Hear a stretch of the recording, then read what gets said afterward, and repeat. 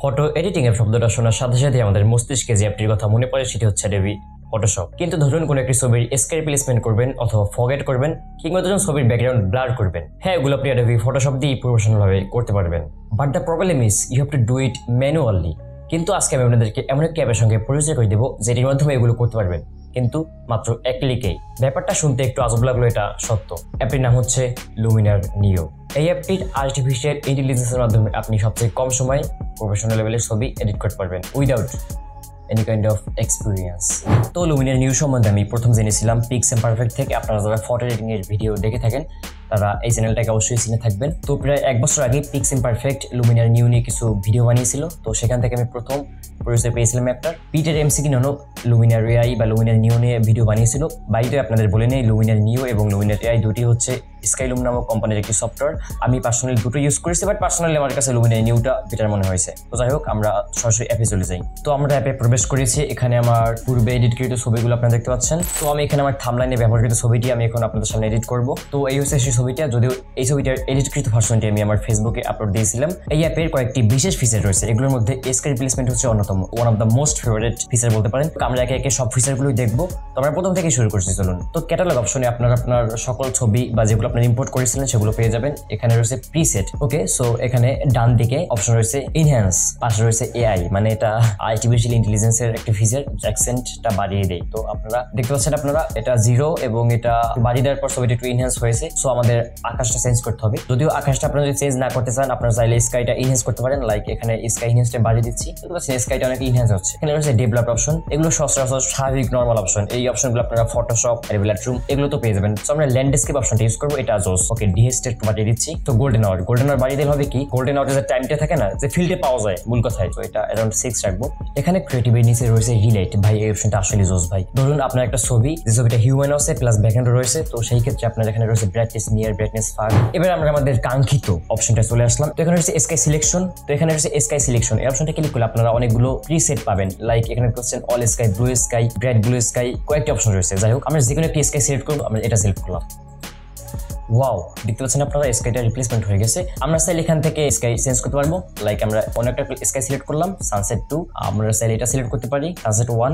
এখানে নিচে রয়েছে স্কাই ওরিয়েন্টেশন, তারপর মাস্ক রিফাইনমেন্ট, এই অপশনটা কাজে লাগবে। তো আমরা গ্লোবালটা বাড়িয়ে দিব, ক্লোজ গ্যাপসটা বাড়িয়ে দিব এবং ফিক্সড ডিটেইলসটাও বাড়িয়ে দিব। And it is amazing man, amazing. আপনি একবার কল্পনা করুন, আপনি যদি এই অপশনটা বা এই ফিচারটা আপনি যদি অ্যাডোবি ফটোশপ দিয়ে যদি স্কেল রিপ্লেসমেন্ট করতে চান, আপনাকে কি পরিমাণ খাটতে হতো একটা ছবির জন্য। সো এই একটা কমপ্লেক্স থেকে কমপ্লেক্স ছবিরও ব্যাকগ্রাউন্ডের স্কাই চেঞ্জ করে দেয়। এখানে ভিডিওটা বড় হয়ে যাবে বিধায় আমি আপনাদেরকে অন্য ছবি দিয়ে দেখাচ্ছি না। মানে ধরুন করে একটি ছবিতে কমপ্লেক্স স্কাই রয়েছে বা সেই ছবিতে স্কাইয়ের সাথে তার কেবল ইত্যাদি রয়েছে, তারপরে সেটা অ্যাকুরেটলি আপনার স্কাই ডিলিট করে স্কাই রিপ্লেসমেন্ট করে দিবে। এখানে রয়েছে সিন রিলেটিং, মানে আপনি যে স্কাইটা সিলেক্ট করলেন, তো স্কাইটার সাথে আপনার ছবিটার যে লাইটিং যে কন্ডিশন সেটা ফিক্স করতে হবে না, এটা ডিফল্ট 20 থাকে। সো এটা যদি বাড়িয়ে দেই, এটা বাড়িয়ে দিলে আপনার স্কাইয়ের সাথে আপনার ছবির যে কালার গ্রেডিংটা সেটা ম্যাচ হয়ে যাবে। ওকে, সেখানে রয়েছে রিলেট স্যাচুরেশন, চাইলে আমরা আরো বাড়িয়ে দিতে পারি। তারপরে রয়েছে রিলেট হিউম্যান, এটা বাড়ালে আপনার স্কাইয়ের কালারের সাথে আপনার হিউম্যান বা আপনার বডির কালারটা ম্যাচ করে দিবে। ওকে, এখানে রয়েছে রিফ্লেকশন, মানে আপনার ছবিতে যদি ওয়াটার থাকে সেক্ষেত্রে আপনারা এখানে এটা বাড়িয়ে দিতে পারেন, এটা ডিফল্ট 50 থাকে। এখানে রয়েছে স্কাই অ্যাডজাস্টমেন্ট, এখানে রয়েছে ডিফোকাস, গ্রেন ইত্যাদি, এগুলো আমাদের আপাতত দরকার নেই। এখানে রয়েছে অ্যাটমসফিয়ার, এটাও এআই বা আর্টিফিশিয়াল ইন্টেলিজেন্স একটি ফিচার। এখানে আমরা ফগ সিলেক্ট করে একটু বাড়িয়ে দিলাম অ্যামাউন্টটা, আপনারা দেখেন কি হয়। দেখতে পাচ্ছেন আপনারা ছবিটার 0 থাকলে কেমন লাগছে এবং একটু বাড়িয়ে দিলে কেমন লাগছে, মানে একটা আর্টিফিশিয়াল ফগ আপনার ছবিতে অ্যাড করছে। চাইলে আমরা ফগের বদলে লেয়ার ফগ অ্যাড করতে পারি, মিস্ট, হেইজ ইত্যাদি অ্যাড করতে পারি। মানে ধরুন আপনার কোনো একটা ছবি যেটা আপনি গ্রীষ্মকালে তুলেছেন এবং আপনি চাচ্ছেন সেটাকে শীতকালে ভাব দিতে, তো এই অপশনগুলো দিয়ে আপনি without any kind of effort আপনি সেটাকে মানে করে দিতে পারবেন। এখানে হচ্ছে সানরাইজ, এই অপশনটা আসলে কুল। তো আমার প্লেস সানসেটটা সিলেক্ট করবো, আমি কোনখান থেকে সূর্য আলোটা চাচ্ছি সেটা এখানে মানে ডটটা অ্যাড করে দিলাম, সিলেক্ট করে দিলাম, অ্যামাউন্টটা বাড়িয়ে দিলাম।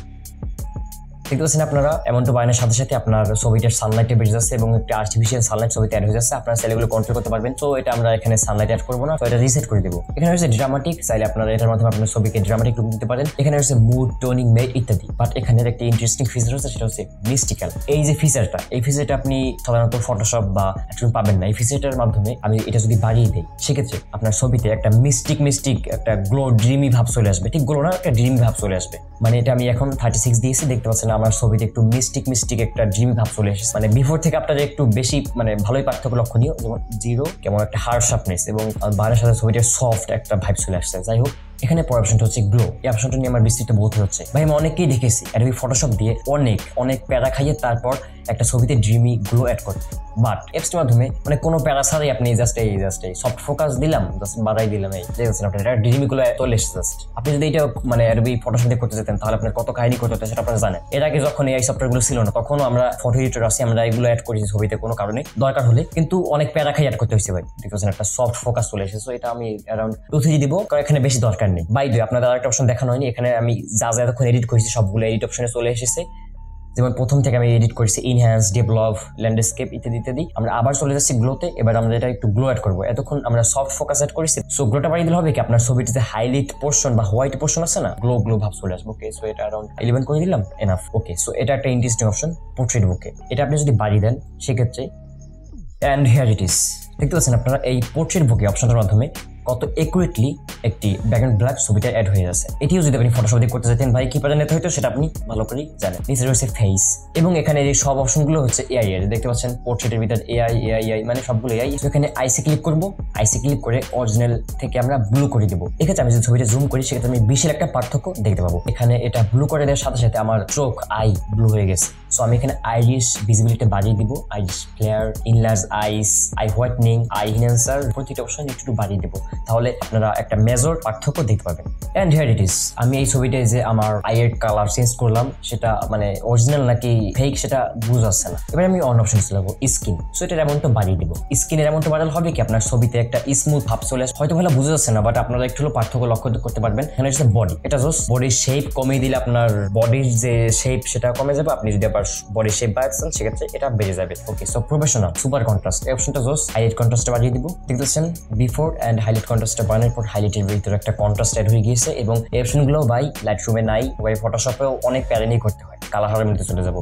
ব্রিলিয়ান্স এটা একটু বাড়িয়ে দিব, ওয়ার্ম দরকার নেই। এখানে হচ্ছে স্পিল্ড কালার ওয়ার্মথ, এটা একটু কন্ট্রোল করবো আমরা ওয়ার্মটা বাড়িয়ে দিব, তারপর কুলটাও কমিয়ে দেবো। সেক্ষেত্রে আপনার ওয়ার্ম পোর্শন আছে না, সেই ওয়ার্ম পোর্শন আরো ওয়ার্ম হয়ে যাবে এবং কুল পোর্শনটা আরো কুল হয়ে যাবে, মানে একদম ডাইনামিক একটা ভাব চলে আসবে। কালার ব্যালেন্স অপশনটা জোস, এটা হচ্ছে কালার গ্রেডিং এর মতো কিছুটা। যেমন আমরা ধরুন কালার গ্রেডিং করি না ছবিতে, শ্যাডোতে আমরা একটু জয়েন্ট ব্লু অ্যাড করি, সায়ান একটু বাড়িয়ে দিব। আপনারা দেখছেন এখানে কিন্তু ছবিটার কালারে একটা ব্লু ভাব চলে আসছে। সেগুলো কন্ট্রোল করতে পারবে, ইত্যাদি রয়েছে, শ্যাডোসে রয়েছে, মিডটোনে রয়েছে, হাইলাইটে রয়েছে। বাট এখানে আমি ছবিটা বিস্তারিত কালার গ্রেডিং করবো না, হলে প্রত্যেকটা অপশনই কাস্টমাইজ করতাম।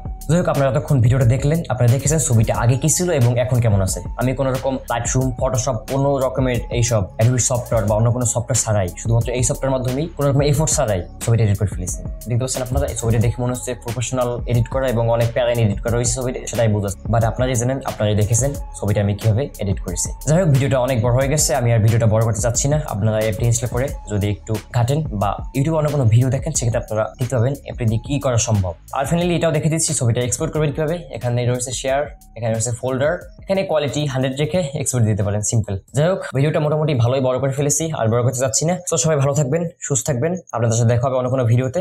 আল্লাহ হাফেজ।